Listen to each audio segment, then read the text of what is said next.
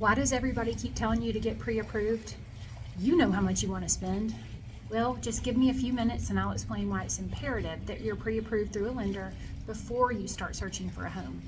And by the way, if this message inspires you and you want some names of some lenders that I've worked with before and that I trust, comment, show me the money. No, I'm just kidding. Comment lender below and I'll get it over to you. Hey, I'm Stella Tootin and I know a little bit about life in Charleston. I have been in Charleston for 20 years. Back before you could go on Yelp or read reviews online, I moved there, and figuring out where I wanted to live and what I wanted to do, well, that was a lot of trial and error. You guys are really lucky. You have resources at your fingertips, resources like me. And now that I've lived and sold real estate here for so many years, I can give you an insider perspective into what it's like to live and buy here. So you don't have to do the trial and error thing yourself.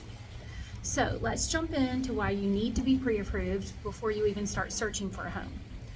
Okay, so a lot of times I have people call me and tell me that they want to look for a house. Sometimes they know exactly what they want.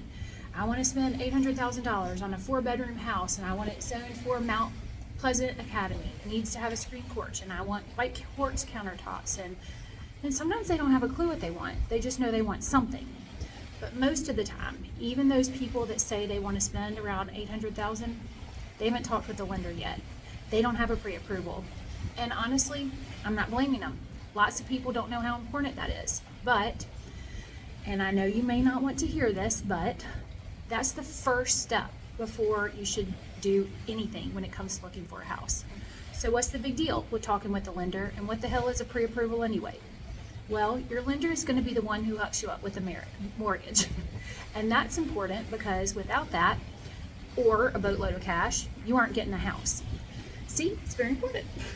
You may have in mind how much you want to spend, but you don't really know if you actually qualify for that price point until you sit down with the bank, also known as the lender, to see if they want to lend you that much money. Hand in hand with that is another reason. Once we know how much the bank will give you, we can start our search by looking in that price point. So that helps out the people who are unsure of what they can afford.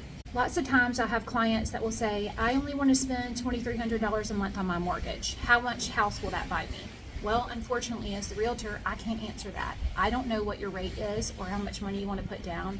I don't know what your credit score is or your debt to income ratio. Lenders help parse all of that out and can back into that number for you so you're feeling comfortable with the monthly payment. Some of my other reasons are more centered around wanting to make an offer on the home. Once you find the house, you're going to want to put in an offer. Well, most sellers are going to want you to have a pre-approval attached to the offer. And when you think about it, it makes a lot of sense. Your offer is worth the paper it's written on until somebody says you can afford it.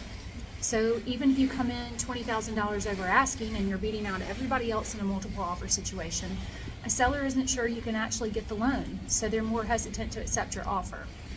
And speaking of multiple offers, we're still in a seller's market.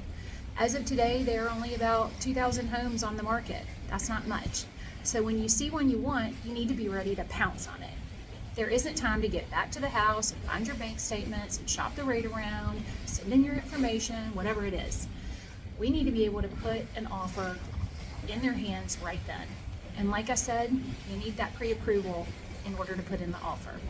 And lastly, and this one is less frequent, but we still see it, some sellers will require pre-approval before they even let you in the house.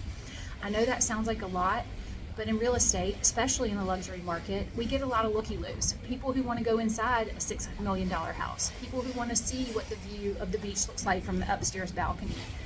Feels. Even in the typical price point homes, there are people that just want to see what a house in Nexton feels like, or what the color of the granite in the fourth picture of 124 Main Street's listing is.